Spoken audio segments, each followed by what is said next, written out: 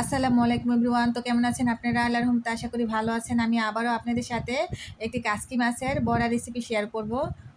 কাসকি মাছের বড়া আমাদের বানাতে কী কী উপকরণ লাগবে আপনারা শুরু থেকে শেষ পর্যন্ত দেখতে থাকুন। আমি এখানে দিয়েছি এই পেঁয়াজ কুচি আর রসুন কুচি, দিয়ে দিচ্ছি কাঁচামরিচ কুচি, তারপর দিয়ে দিচ্ছি ধনিয়া পাতা কুচি, তারপর দিয়ে দিব এখন হলুদ গুঁড়া পরিমাণ মতো, দিয়ে দিচ্ছি মরিচ গুঁড়া পরিমাণ মতো, তারপর ধনিয়া ফাঁকি, তারপর জিরার ফাঁকি, তারপর এই বেসন 1 চা চামচ, 2 চা চামচ দিয়ে দিচ্ছি চালের গুঁড়া, দিয়ে দিচ্ছি 1 চা চামচের হাফ চা চামচ এই গোলমরিচের গুঁড়া, তারপর পরিমাণ মতো লবণ দিয়ে হাত দিয়ে খুব ভালোভাবে মিশ্রণটা একসাথে ভালোভাবে মিশিয়ে নিব।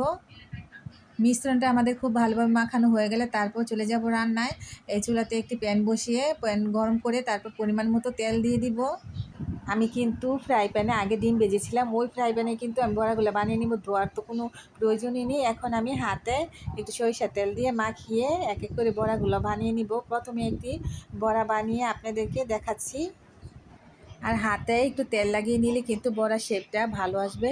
তারপর আমি এই প্যানে দিয়ে দিব। তারপর আমি আবার আরেকটি বড়া বানিয়ে আপনাদেরকে দেখাচ্ছি। তারপর আবারও প্যানে দিয়ে দিব। এভাবে এক এক করে বানাবো আর এক এক করে দিয়ে দিব। আর আপনারা সবসময় চেষ্টা করবেন এই কাসকি মাছের বড়াটার মধ্যে বেসন আর চাউলের গুঁড়াটা দিতে। আর যদি বেসনটা না থাকে আপনারা চাউলের গুঁড়াটা শুধু দিতে পারেন। এই কাসকি মাছের বড়াটার জন্য এই চাউলের গুঁড়াটা লাগবে। আর চাউলের গুঁড়াটা দেওয়ার কারণ হচ্ছে গিয়ে এই কাসকি মাছের বড়ার মিশ্রণটা কিন্তু এই চাউলের গুঁড়ায় ধরে রাখে। হ্যাঁ, আর এই বড়াটার মধ্যে কিন্তু দেখতেই পাচ্ছেন একটু ফাটল আছে। আমি একটু মিশ্রণ দিয়ে এই বড়াটা ভরে দিচ্ছি যাতে ফেটে না যায়। এভাবে আমার এই বড়াগুলো এক পাশ হয়ে গেলে উল্টিয়ে দিব, উল্টিয়ে পরের পাশটাও কিন্তু এইভাবে খুব ভালোভাবে ভেজে নিব। আর আমি কিন্তু এখানে সরিষার তেল ব্যবহার করেছি। আর সরিষার তেল ব্যবহার করার কারণে হচ্ছে এই বড়াটা খেতেও ভালো লাগে, স্মেলটাও খুব ভালো আসে আর কালারটাও খুব সুন্দর আসে। আর আপনারা চাইলে কিন্তু এটা সাদা তেলও দিয়ে ভাজতে পারেন যদি সরিষার তেল না থাকে। এখানে কিন্তু আমি খুব অল্প পরিমাণে তেল দিয়ে বড়াগুলো ভেজেছি। আর প্রথমে অল্প পরিমাণে দিয়েছি, তারপর আমার আরেকটু লাগবে বলে তারপর আমি আবার একটু দিয়েছি। আপনারা কিন্তু আমার মতো অল্প তেলে এই বড়াগুলো ভেজে নিতে পারেন, আবার খুব বেশি তেল দিয়েও ভাজতে পারেন। আর অল্প তেল দিয়ে খেলে কিন্তু আমাদের স্বাস্থ্যের জন্য অনেকটা ভালো। আর এই বড়াগুলো ভাজতে ভাজতে আমার কাছে মনে হচ্ছে যে এটা কাসকি মাছের বড়া না, এটা শাহি কাবাব মনে হচ্ছে। আর আপনাদের কাছে কী মনে হচ্ছে? আপনারা বাড়িতে বানিয়ে খেয়ে আমাকে কমেন্টে জানাবেন।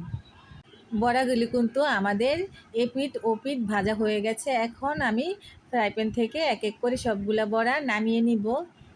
আর অবশ্যই যদি আপনারা চান এখান থেকে কিছুটা বড়া নর্মাল ফ্রিজে 1 সপ্তাহের জন্য সংরক্ষণ করে রেখে দিতে পারেন।